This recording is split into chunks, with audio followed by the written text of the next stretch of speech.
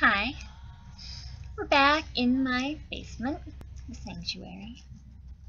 There was a ritual thing I want to do, and I'll probably do that the next video, but kind of burned out. Haven't really been around the last couple days, having a bit of a rough time, but so today I'm gonna talk a bit about some basic stuff since I've been getting a lot of basic-based questions.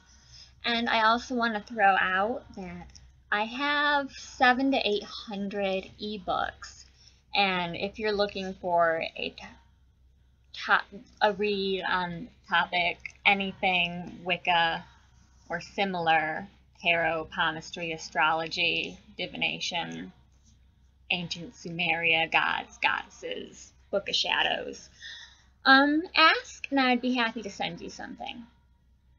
That aside, yeah, I'm going to talk about what you might want to start out with, you know, when you're getting started, some items you might want to get first off, and that does pertain a bit to the individual, what you like and don't like, but I'm going to share my experiences with you and give you some tips as to what might be a good idea and give you some hints for what direction to go in.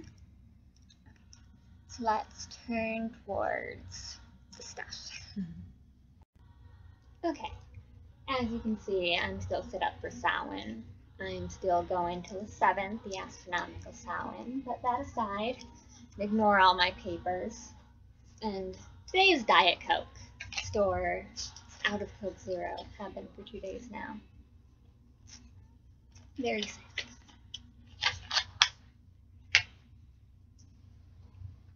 Now, the big thing on the staples is an athame. Contrary to popular belief, it does not have to be black, or double-sided, or even pointy. This I got when I restarted my practices, being off for a while, and we did not agree with each other. I tried, gave it the old college try, and just not feeling the energy. I eventually stumbled across and fell in love with a non-traditional selenite athame. I love this. Now, when you're doing if you're following a traditional path and doing traditional group work, you might want to go with a black athame.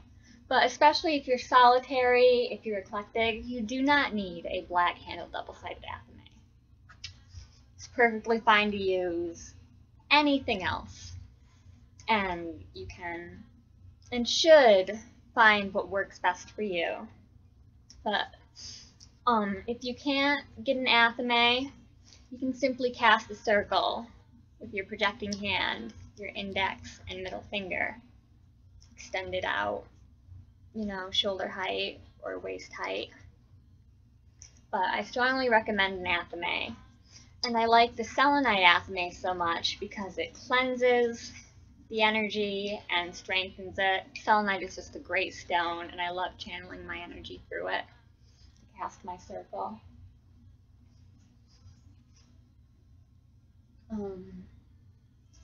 Next thing I'd say that's really big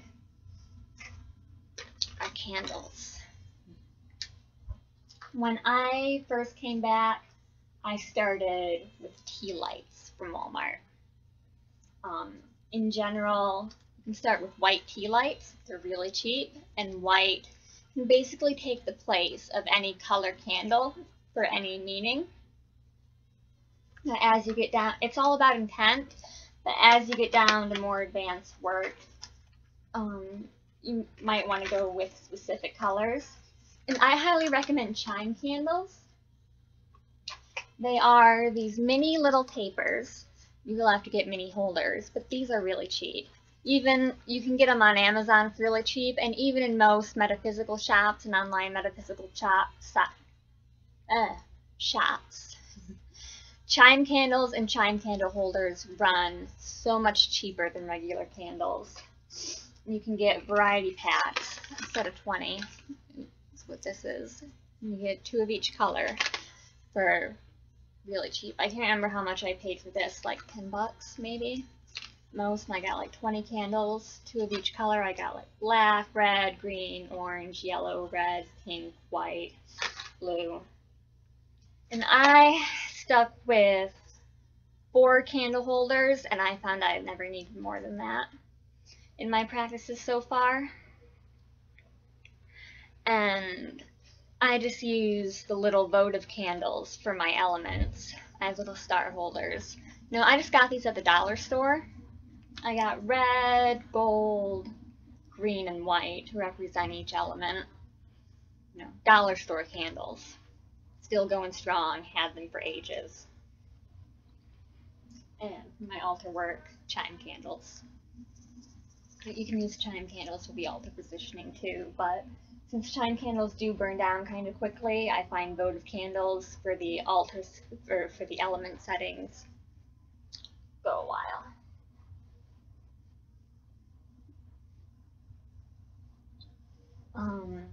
And of course, you'll want an incense burner and incense.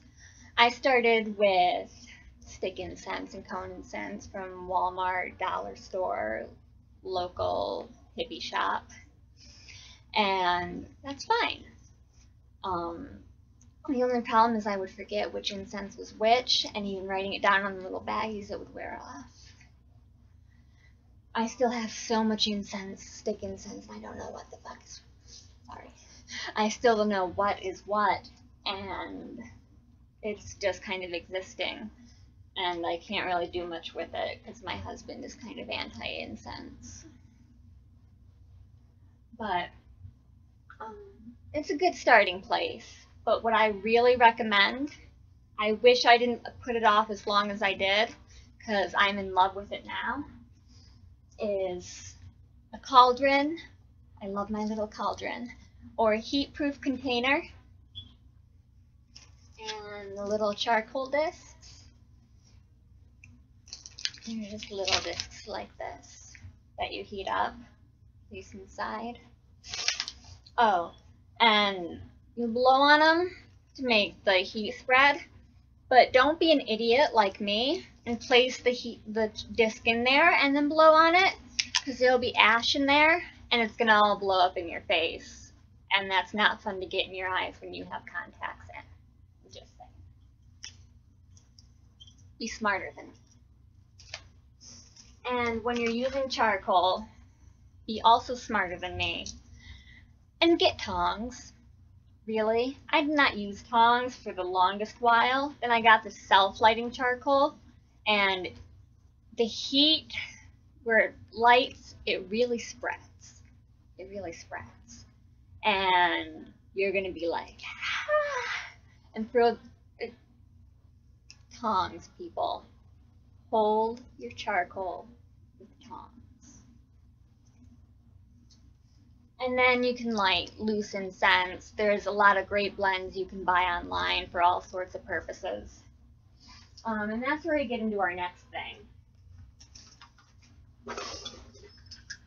And this isn't fully necessary, but what I also recommend that I have really liked is getting your own herbs.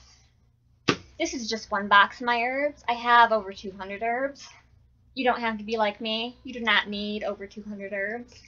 You can get like basic starter kits for really cheap, and you can also buy them by intent.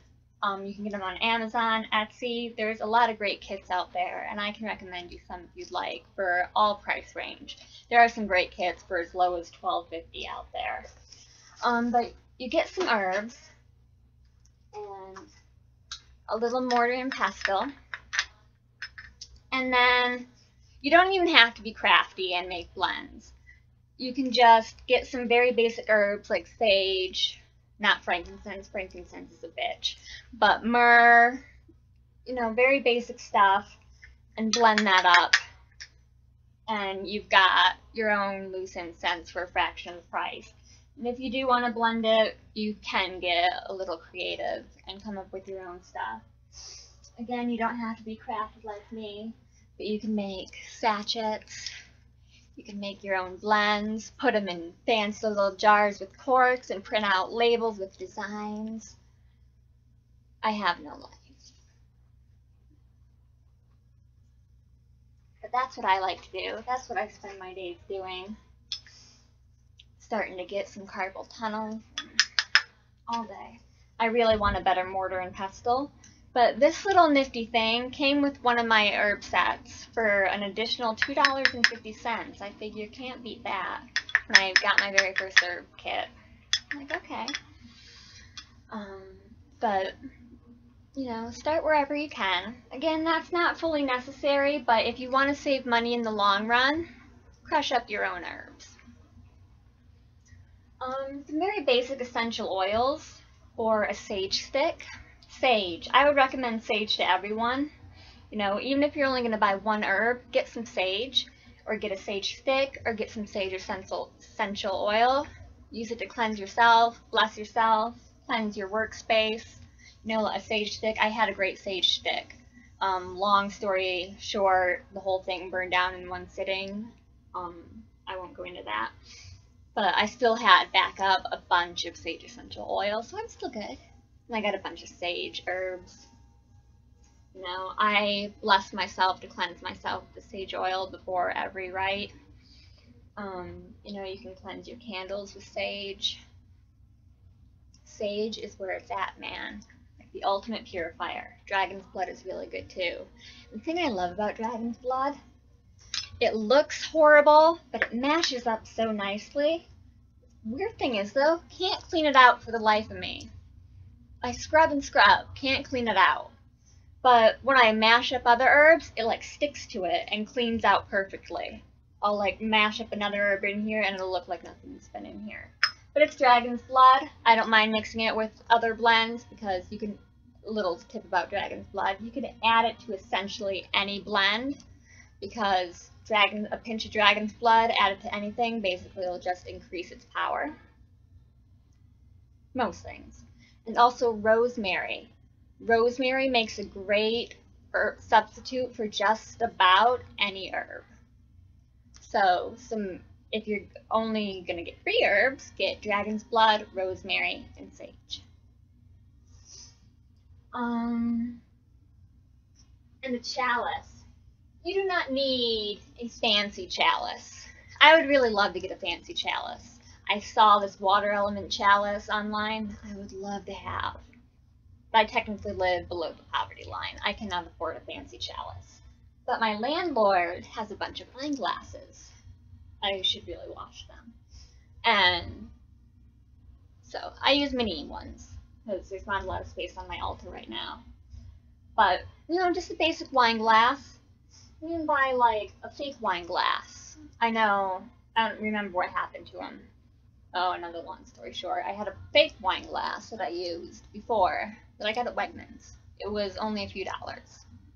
Super cheap. Better than the $30, $30-some plus shipping and handling elemental water chalice that we would love to have off of the internet. Offering dishes. Again, great thing to have, but you don't need it. You can use any dish from around your house. Like this. I just found this in the cupboard for my Samhain rites, and it was great. It's a little glass bowl, and it's got fall imprintings on it. Worked wonderfully. Is working wonderfully. No, it's great. Like I said in my Samhain video, you can like fake it, basically. Altar cloth, tablecloth. You know. Don't have fancy decoration pine cones? Go outside. Really simple stuff. And yeah, chime candles are where it's at, man. Chime candles are where it's at. I wish I knew about the existence of chime candles in the beginning. Would have saved so much money on candles. Yeah. Oh, and you always want a lighter. Really recommend barbecue lighters. I find they last a lot longer. And I should have brought down the lighter that I really use. Somehow they got swapped.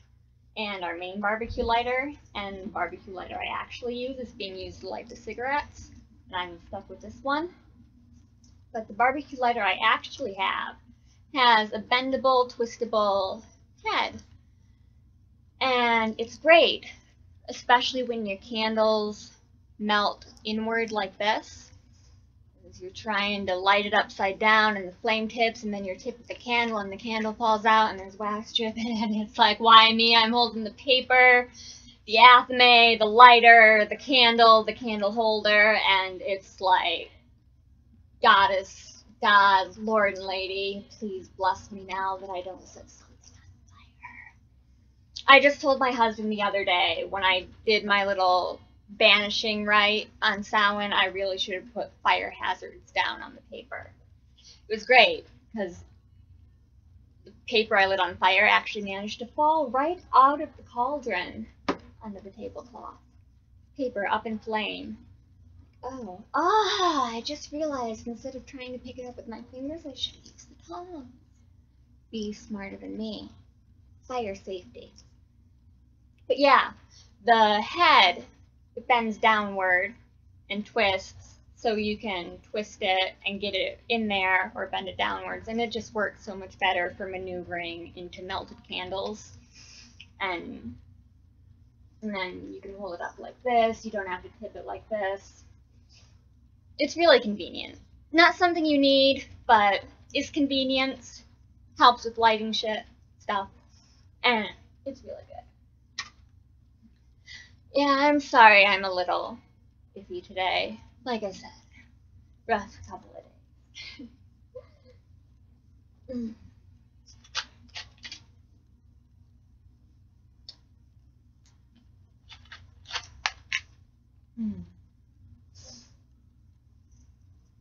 Yeah, those are the basics.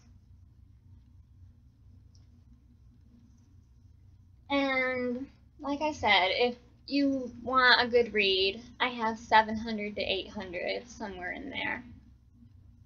Like a lot of freaking gigabytes worth of ebooks. I haven't even read them all myself, but I might know the author and recommend you something by them. But if you don't like the read, just tell me and I'll give you something else. But I've never had anyone to this day complain about something I recommended them to read. Maybe they've just given up hope on me after that, but I hope not. Yeah. So I think that covers it. Some good basics to start out with. Candles, herbs, incense.